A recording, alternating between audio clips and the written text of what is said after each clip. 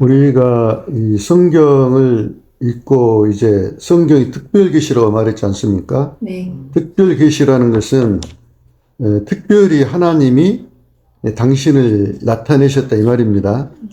그러니까 성경은 하나님을 우리에게 보여주시고 가르쳐 주시고 깨닫고 또 교육하시기 위해서 이 성경을 하나님이 만드신 것입니다. 물론 사람이 썼지만 그러나 성령께서 역사하셔서 이 성경을 쓰신 것입니다. 그랬을 때 이제 하나님이 이 태초에 천지를 창조하셨다고 1장 1절이 시작하잖아요. 네. 그런 것처럼 하나님은 만세 전에 역사를 설계하셨습니다. 목적은 하나님의 영광을 나타내고 하나님을 찬미할 자녀들을 만들기 위한 것입니다. 이사야 43장 7절 내 이름으로 불려지는 모든 자 곧 내가 내 영광을 위하여 창조한 자를 오게 하라. 그를 내가 지었고 그를 내가 만들었느니라. 그러므로 역사가 시작되는 창세기 1장에서 6일 동안의 창조가 나오고 창세기 2장에서는 아담과 하와를 만드는 장면이 영화의 한 장면처럼 클로즈업돼서 나타나고 3장에서는 아담과 하와가 범죄하여 하나님의 영광을 잃어버린 선악과 사건이 나오고 그리고 이제 역사의 끝을 말하는 계시록에 오면 당연히 하나님의 영광을 다시 회복한 교회, 새 창조가 된 한마디로 이제 창조의 목적이 완성된 하나님의 자녀들이 나오는 것입니다. 계시록 21장 9절 이리 오라 내가 신부 곧 어린 양의 아내를 네게 보이리라 하고 성령으로 나를 데리고 크고 높은 산으로 올라가 하나님께로부터 하늘에서 내려오는 거룩한 성 예루살렘을 보이니 하나님의 영광이 있어 그 성의 빛이 지극히 귀한 보석 같고 벽옥과 수정같이 막더라. 그리고 나서 이제 성경 마지막 장 계시록 22장에 하나님의 자기 계시가 나오는데요. 계시록 22장 12절 보라 내가 속히 오리니 내가 줄 상이 내게 있어 각 사람에게 그 행한 대로 갚아주리라. 나는 알파와 오메가요 처음과 마지막이요 시작과 마침이라. 이렇게 자기 계시가 나옵니다. 네. 여기서 이제 보라 내가 속히 오리니 했을 때 내가 누굽니까? 네, 속히 온다고 그랬으니까요. 네. 그러니까 예수님이 속히 오시는데 예수님은 누구신 거니? 알파와 오메가요 처음과 마지막이요 시작과 마침이라고 이렇게 말씀하시는 것입니다. 우리말로는 다 똑같은 의미인 것 같은데 언어로 보면 약간씩 그 특성이 있습니다. 헬라어 알파와 오메가는 그 알파벳의 처음과 마지막 글자, 한글로 말하자면 기읍과 히읗이고요. 네. 영어로 말하면 A부터 Z까지 모든 것이라는 뜻으로 범위의 포괄성을 나타냅니다. 시공간적 범위뿐 아니라 존재, 목적, 섭리, 구원 계획 등등 전체의 총체적인 주권을 뜻하는 것입니다. 처음과 마지막이요라는 이 말은 이사야서에서 나오는 말인데요. 이사야 44장 6절 나는 처음이요 나는 마지막이라 나 외에는 다른 신이 없느니라. 여기서 처음과 마지막이요는 프로토스와 에스카토스인데 시간과 역사 전체의 시작과 끝까지라는 의미로 예수님이 시간의 주관자, 역사의 주인이시라는 선언입니다. 그 다음에 이제 시작과 마침이라 했을 때 헬라어 아르케, 텔로스라는 말이 나오는데요. 요한복음 1장 1절에 태초에 말씀이 계시니라 했을 때 이 태초가 아르케입니다. 아르케. 근본 원인을 말하는 단어로 창조 전에 존재했다는 말입니다. 이거를 우리가 옛날에 이제 그 학교 다닐 때 배우는데 이게 그 창세기 1장 1절에 태초에 하나님 천지를 창조하시나 했을 때 그 태초와 요한복음 1장 1절의 태초가 다릅니다. 언어적으로 달라요. 네. 그러니까 창세기 1장 1절에서 시작하는 그 태초는 beginning, 시간의 시작을 말하는 것이거든요. 그런데 요한복음 1장 1절에 나오는 이 아르케는 그보다 그 전을 말해요. 태초에 말씀이 계시니라 이 소리는 영원 전부터 말씀이 계시니라 이렇게 표현을 하면 오히려 더 정확합니다. 뭔 말씀인지 아시겠죠? 네. 그래서 골로새서 1장 18절 그는 몸인 교회의 머리시라 그가 근본이시오에서 근본이란 단어가 아르케인데요. 예수님이 만물의 시작점이자 생명의 원천이라는 의미입니다. 단순히 시간적으로 먼저 또는 시작이라는 의미가 아니라 존재의 원인자로서의 의미인 것입니다. 존재의 원인자, 약간 철학적 용어인데요. 쉽게 말하자면 존재의 근원 또는 출발이라는 말입니다. 그래서 로마서 11장 36절 이는 만물이 주에게서 나오고 주로 말미암고 주에게로 돌아갑니다. 모든 만물이 예수님께로부터 나왔다고 사도 바울이 증언하고 있는 것입니다. 말하자면 예수님이 존재의 근원이시라는 거예요. 그리고 이제 텔로스는 끝, 결말, 목적 성취를 의미하는 단어로 로마서 10장 4절 그리스도는 모든 믿는 자에게 의를 이루기 위하여 율법의 마침이 되시니라. 여기서 마침이란 단어가 텔로스인데요. 목적의 성취를 말합니다. 그러므로 시작과 마침이란 창조와 역사의 시작이 어떤 방향도 없이 무작정 시작된 것이 아니라 목적과 방향을 가지고 시작되었고 또 그 목적이 성취된 의미로서 아르케와 텔로스, 즉 시작과 마침이라는 그 말을 쓴 것입니다. 창조와 역사의 모든 계획이 예수님으로부터 시작해서 예수님으로 끝난다 이 말입니다. 그러므로 거듭 강조합니다만 예수님은 역사의 주인이시며 하나님 나라의 상속자들을 위해서 세상 역사를 경영하고 계십니다. 세상의 권력들과 나라들, 미국도, 중국도, 러시아도, 북한도, 공산주의도, 이슬람도, 불교도 이들 모두가 다 하나님의 나라의 왕이신 예수님의 손 안에서 움직인다는 말이 곧 알파와 오메가라는 그런 말입니다. 이 진리가 믿어지십니까? 지난 시간에 말씀드린 것처럼 다니엘서는 하나님이 온 세상 나라들의 권세 위에서 통치하시는 우주적 왕, 역사의 주권자이심을 강력하게 선포하고 있는 것입니다. 오늘 본문 다니엘 4장의 내용은 느부갓네살 왕이 2장에서 큰 신상 꿈을 꾼 것처럼 또 큰 나무 꿈을 꾸었습니다. 꿈속에서 하나의 큰 나무가 땅 가운데 자라나는데 그 높이는 하늘에 닿았고 그 모양은 땅 끝에서도 보일 정도였습니다. 엄청나게 크다 이 말이죠.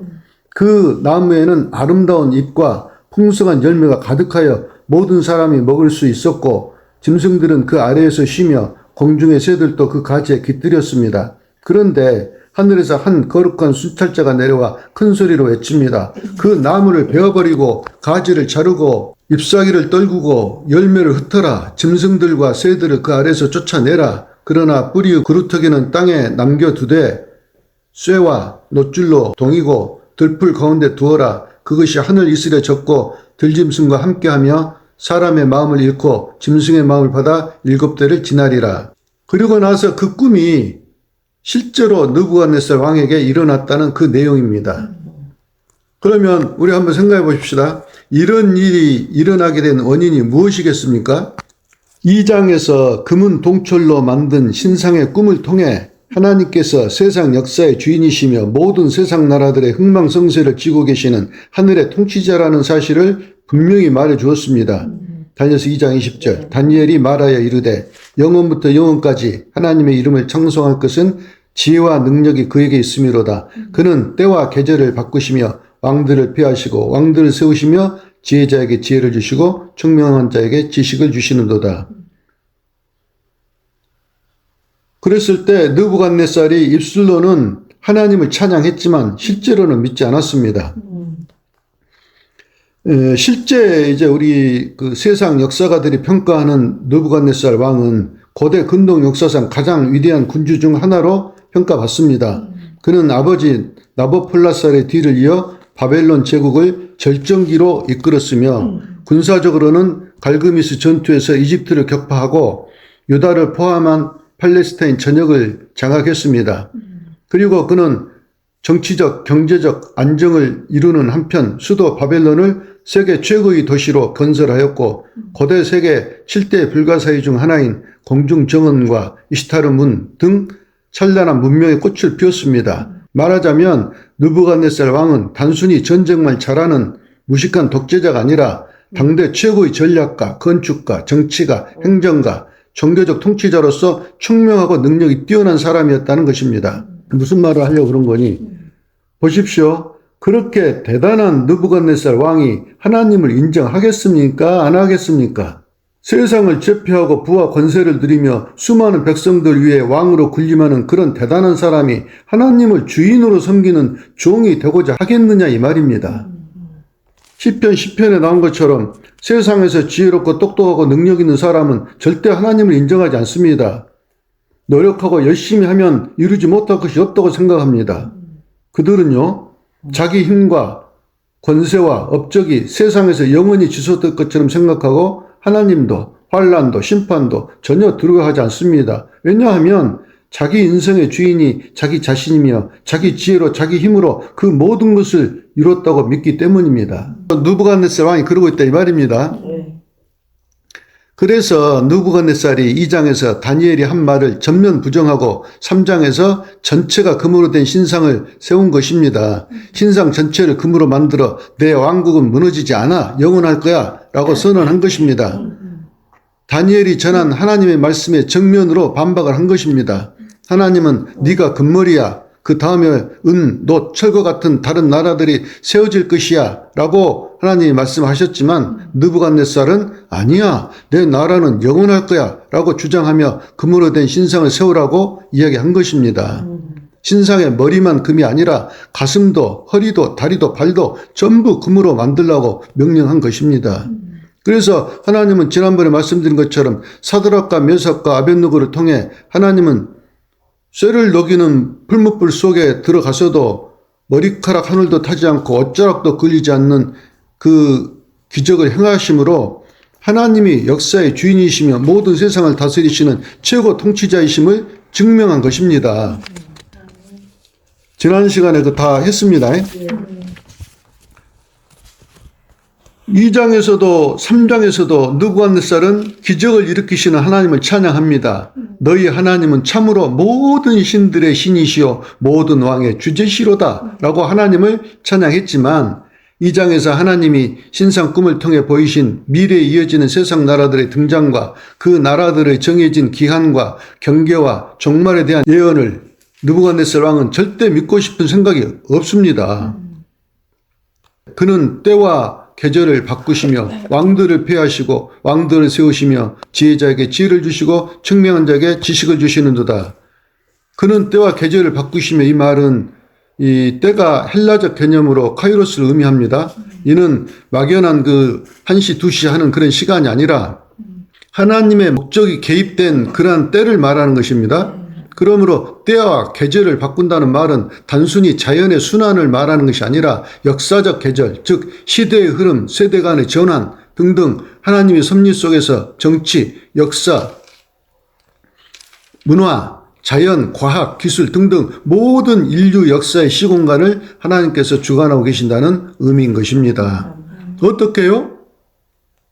왕들을 폐하시고 왕들을 세우시고 지혜자를 지혜 있게 하시고 청명한 자에게 지식을 부어주셔서 그렇게 하신다 이 말입니다.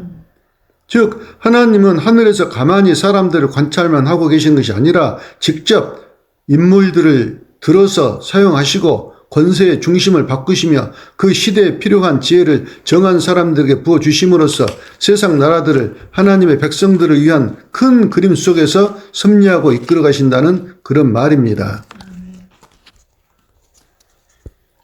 우리가 생각했을 때 세상 역사가 더 크고 위대하고 대단한 것 같지만 절대 아닙니다. 이 세상 역사의 가장 중심에는 하나님의 백성들이 있습니다. 이게 하나님께서 사실은 이 백성들을 하나님께서 만드시고자 이 역사를 운행하신다 이 말입니다. 그런데 이 사실을, 이 실제를 느부갓네살 왕은 절대 믿지 않았습니다. 2장과 3장에서 두 번의 체험을 하고도 느부갓네살은 입술로는 하나님을 찬미했지만 세상 나라의 왕들을 세우시고 지혜자에게 지혜를 주신다는 하나님을 절대로 인정하고 싶지 않았습니다. 그래서 또 한 번 이 4장에서 하나님은 느부갓네살 왕에게 큰 나무 꿈을 꾸게 하셨고 다니엘이 그 꿈 해석을 통해서 하나님의 경고이니까 자중해라 라고 말을 했는데도 염두에 두지 않고 귀담아 듣지 않았습니다.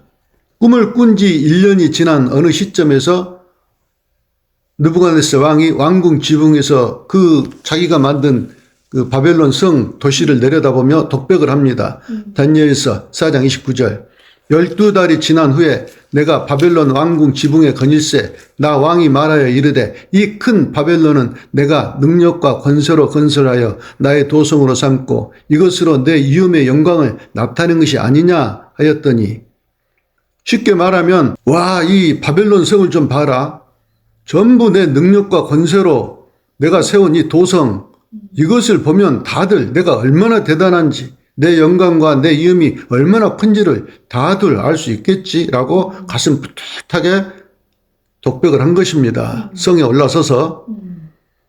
그 순간 하나님은 다니엘을 통해 경고했듯이 느부갓네살의 총명을 빼앗고 왕위를 박탈하고 하나님이 정하신 기간 동안 마치 이스라엘이 출애굽 후 광야에서 하나님의 말씀을 믿는 훈련을 받은 것처럼 광야 훈련병이 되어서 7년의 교육기간을 갖게 됩니다. 하나님께서 이 7년 동안 느부갓네살 왕에게 무엇을 교육하는 것입니까? 다니엘 4장 17절, 지극히 높으신 이가 사람의 나라를 다스리시며 자기 뜻대로 그것을 누구에든지 주시며 또 지극히 천한 자를 그 위에 세우시는 줄을 사람들이 알게 하려 함이라 하였느니라. 현대인의 성경이 더 명확하게 나왔습니다. 이것은 순찰하는 천사들이 선언한 것이요 거룩한 자들이 명령한 것이니 가장 높으신 하나님이 인간 나라를 다스리시고 자기 뜻대로 누구에게든지 나라를 주시며 그가 원하시면 가장 천한 자도 왕위에 앉힌다는 사실을 온 세상 사람들이 알게 하기 위해서입니다. 말하자면 느부갓네살 왕이 똑똑해서 능력이 많아서 바벨론 제국을 건설한 것이 아니다 이 말입니다. 하나님 나라의 백성들을 위하여 성도들을 양육하여 알곡을 만드시는 목적을 가지시고 하나님이 세계 경영을 하고 계시다는 것입니다. 가장 높으신 하나님이 인간 나라를 다스리시고 자기 뜻대로 누구에게든지 나라를 주시며 그가 원하시면 가장 천하고 미련한 자도 왕위에 앉힌다는 사실을 느부갓네살 왕뿐만 아니라 온 세상 사람들이 알게 하기 위해서라고 이렇게 말하고 있습니다. 이 17절 말씀이요 25절에도 나오고 32절에도 나오고 또 5장에 가면은 5장에서도 또 한 번 이 말이 나옵니다. 이유가 뭐겠습니까? 강조. 네. 반드시 성도들이 알고 믿어야 될 것이 이 말씀이다 이거예요. 하나님이 온 세상의 주인이시고 역사의 주인이시고 온 세상을 다스리고 계신다는 이것이 믿어져야지 세상을 건네지 않을 수 있다니까요. 두려워하지 않고. 다니엘서 4장 1절 느부갓네살 왕은 천하에 거주하는 모든 백성들과 나라들과 각 언어를 말하는 자들에게 조서를 내리라 원하노니 너희에게 큰 평강이 있을지어다. 지극히 높으신 하나님이 내게 행하신 느부갓네살입니다. 자기에게 행하신 이적과 놀라운 일을 내가 너희들이 알게 하기를 즐겨하노라. 온 백성에게 이제 선포를 한 거예요. 참으로 크도다 그 이적이여 참으로 능하도다 그의 놀라운 일이여 그 나라는 영원한 나라요 그 통치는 대대에 이르리로다. 이제 느부갓네살 왕이 7년 동안 교육을 받고 나서 어떻게 됐습니까? 네, 깨달았습니다. 이제 하나님의 통치권이 세상 모든 나라들 위에 있는 권세이며 세상 모든 권력과 나라들은 하나님의 뜻에 따라 세워지고 무너진다는 것을 분명히 고백합니다. 바벨론조차도 하나님의 도구에 불과하며 진정한 주권은 오직 하늘에 계신 하나님께 있다는 사실을 인정하게 되었습니다. 더 나아가 그는 하나님의 나라는 영원하며 그 통치는 어느 제국이나 어느 시대에도 흔들리지 않는 절대 주권이라는 사실을 온 나라에 선포한 것입니다. 다니엘서 4장 34절 그 기한이 참에 나 느부갓네살이 하늘을 우러러 보았더니 내 총명이 다시 내게로 돌아온지라. 총명이 다시 내게로 돌아왔다는 말은 단순히 정신이 돌아왔다는 의미가 아니라 느부갓네살 왕이 비로소 자신의 능력과 지혜조차도 다 하나님께로부터 주어진 것을 깨달았다 이 말입니다. 바벨론 제국을 강하게 만든 그 지혜와 능력의 근원이 자기 자신이 아니라 하나님이시라는 사실을 인정하게 된 것입니다. 우리가 왜 사람들이 교만한 거니? 뭔가 있기 때문에 그래요. 그런데 그것을 다 누가 주신 거예요? 하나님이 주셨습니다. 하나님이 주시지 않고 받을 수 있는 것은 아무것도 없어요. 성도들이 탐심을 가질 필요가 없는 게요. 하나님이 모든 것을 나에게 공급하시고 주고 계시다는 것을 믿게 되면 어떻게 됩니까? 남은 것을 탐낼 필요가 없는 거예요. 욕심부려서 아무 소용이 없어요. 왜? 물론 욕심부려서 받을 수도 있습니다. 하나님이 허락하신 것까지만 받는 거예요. 그럼 욕심낼 필요가 없는 거예요. 그런데 이것이 안 믿어지거든. 안 믿어집니다. 정말 이제 우리가 이렇게 믿음이 이제 커가면서, 아, 그래. 정말 세상 속에서 내가 이 세상을 욕심낼 필요가 없구나. 먼저 나라 의를 구하면 이 모든 것을 하나님이 다 알아서 주시겠구나 하는 이 믿음이 생기지 않습니까? 이것이 되어지는 것이 믿음입니다. 하나님이 보십시오. 우리가 또 깨달아야 할 것은 세상 역사의 알파와 오메가이시다. 이 말씀은 모든 시대, 모든 나라, 모든 사람들, 말하자면 각 개인들에게도 하나님은 알파요 오메가이신 것을 말하고 있는 것입니다.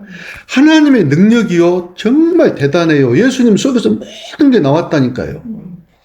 시편 139편 16절 주는 내가 태어나기도 전에 나를 보셨으며, 아니 아직 태어나기도 전인데 하나님이 나를 봐버렸어.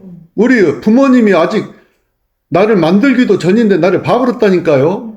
주는 내가 태어나기도 전에 나를 보셨으며 나를 위해 작정한 날이 하루도 시작되기 전에 그 모든 날이 주의 책에 기록되었습니다. 잠언 16장 9절 사람이 마음으로 자기 길을 계획할지라도 그 걸음을 인도하시는 이는 여호와시니라. 진짜 하나님이요 얼마나 대단한 분이신지 알 수가 없습니다. 정말 이것이 어떻게 생각할 때는 막 들어가지 않습니까? 머리가 터져볼 것 같아. 왜? 이 컴퓨터 용량이 나는 너무 작은 거야. 이게 지금 말하자면은 1메가밖에 안 돼. 하나님은 만만, 백만, 천만, 억, 어마어마한 컴퓨터 그 용량을 지니고 계신 분이 하나님이신데 그에 비하면 나는 개미 IQ도 안 된다니까요. 그러니 이 개미 IQ로 하나님을 생각하니까 머리가 터질 수밖에 없죠. 예수님은 우리 각자 인생의 알파요 오메가이십니다. 내 인생의 처음과 마지막이 또 그 과정이 다 예수님의 손 안에 있다는 이 말씀이, 이 사실이 꼭 믿어져야 됩니다. 이 사실을 확실하게 믿지 않게 되면 하나님을 절대로 기쁘시게 할 수 없습니다. 히브리서 11장 6절 믿음이 없이는 하나님을 기쁘시게 하지 못하나니 하나님께 나아가는 자는 반드시 그가 계신 것과 또한 그가 자기를 찾는 자들에게 상 주시는 이심을, 하나님 나라를 기업으로 주시는 이심을 믿어야 할지니라. 아멘. 할렐루야.